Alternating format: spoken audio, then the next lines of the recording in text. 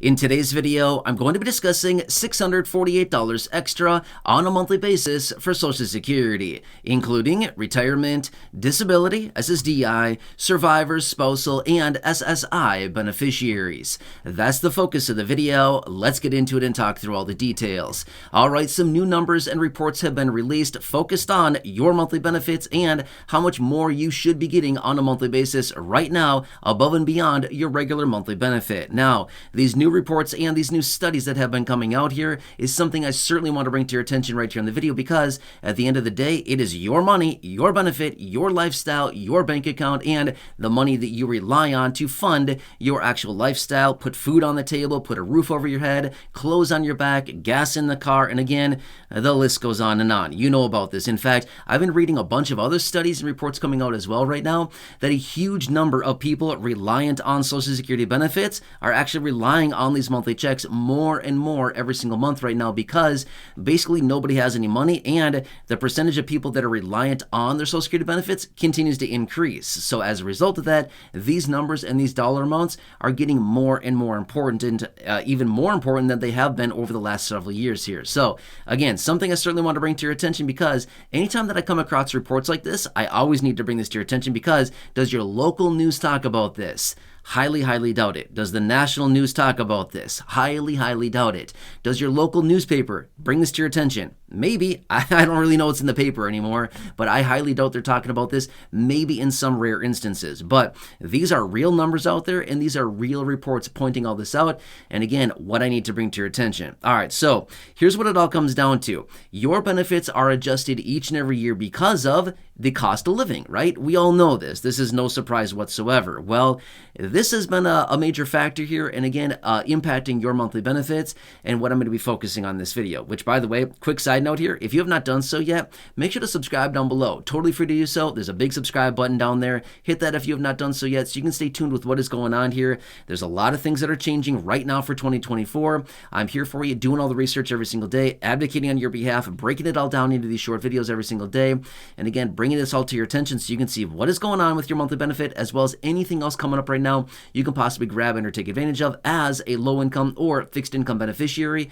I'm here for you in any way that I possibly can be, have been for several years now, and feel free to go back and check my track record here on the channel. Thousands and thousands of videos, and I want to do what I can to help you out. So again, thanks for joining me. Please subscribe down below. And as always, feel free to share the video with your friends on social media as well, with the big share button down there as well. All right, thank you so much. Truly appreciate your support. We need to stick together right now. And like I said before, 2024 is all about you, the low income and fixed income beneficiaries.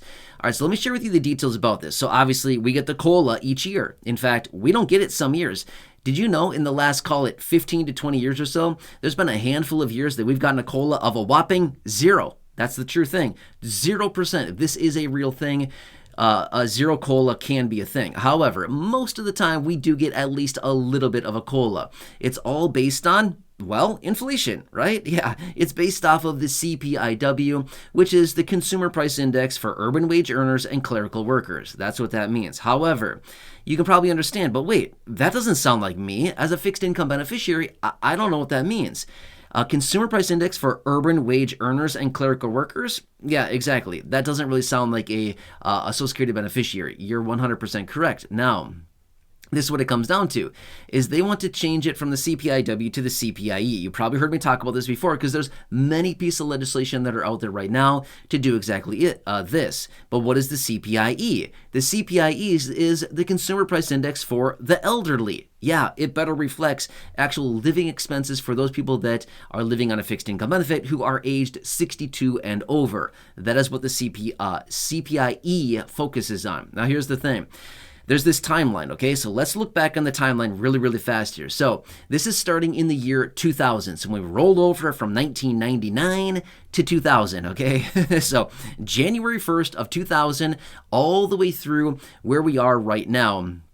Call it about mid-2024. Obviously, not quite mid-2024, but around here, okay? So this is what it comes down to. Taking into consideration the few months that we are into 2024 as of right now, okay? So all of 2023 and all the other 23 years plus, where we are so far in 2024, okay? So as a result of this, here's what they're now suggesting is that Social Security benefits, because of the CPIW versus the CPIE, the average Social Security beneficiary right now should be getting a whopping $648 more per month on your monthly benefit because of this little discrepancy here. Now, let me elaborate a little bit further here, okay? Remember, the CPIW, it does not accurately reflect the actual living expenses for fixed income beneficiaries, but rather they continue to say that the CPIE does a better job actually reflecting these expenses. So, because of the last, let's just call it 23 and a half years, okay? Let's just, for easy math purposes, let's just say 23 and a half years time. Over that little bit of time there, well, it's not a little bit, 23 and a half years, basically, well over 2 decades, right? So as a result of that, the CPIW has fallen behind by so much that this actually accounts for an extra $648 per month to monthly beneficiaries. That's a ton of money, which, by the way, $648 a month over the course of the entire year is about, what is that, $7,700-ish, give or take a little bit. I'm off a little bit there. I'm just kind of roughly adding it right now, but it's about $7,700 a year more that beneficiaries should be getting. By the way, this is based off of the average beneficiary as well, okay? So this would not necessarily be everybody, to that exact dollar amount, but it would be, reflective of your actual monthly benefit and then according to the COLAs every year. So long story short here, what does this mean?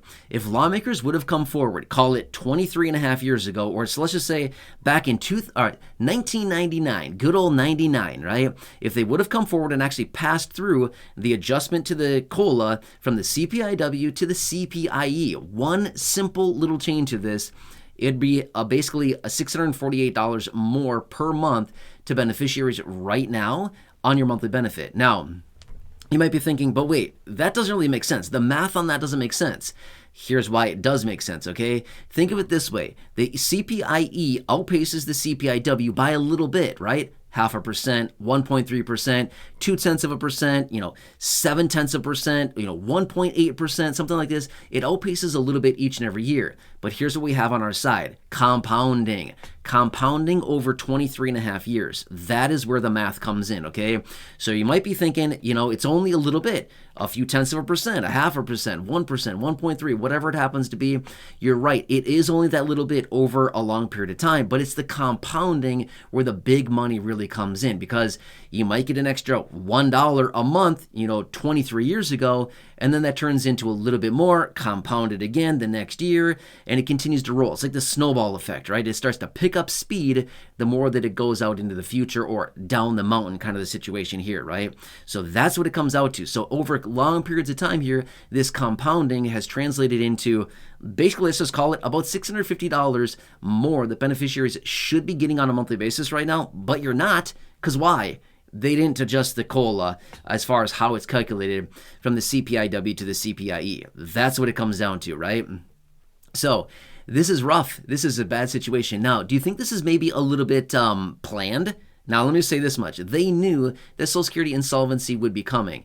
If they would have done this, call it 23 and a half years ago, Social Security insolvency would have already happened, right? This would have been an old story by now, because that would have been costing, and pushing a lot more money out to the beneficiaries a lot sooner. So again, we could talk about that in a much more detail in other videos if you want me to, but there's some conspiracies about it saying, oh, maybe this is a planned thing. Maybe they purposely didn't do it because they knew the trust fund would be running out of money. I don't know. Again, I don't want to sit here and say it's a conspiracy. I don't really know. I'm just simply saying, yeah, that kind of makes sense, right? So anyway, hope this one helps you. As always, go back and subscribe to the channel if you haven't done so yet. Right down below the video is a big subscribe button. Make sure to do that if you haven't done so. Share the video with your friends on my social media. Or as always, go back and check out any of the other thousands of videos here on the channel, including those in the video library or the ones that I have hand selected for you down below in the description and at the top of the comment section. Check those out as well. Otherwise, enjoy. Leave your comments, your questions, your feedback down below. Have a nice day, and I will catch you again later in the next video. And yeah, another shocking report but at the same time, not all that surprised. Anyway, I'm here for you in any way that I can be. Have a nice day, and I'll see you.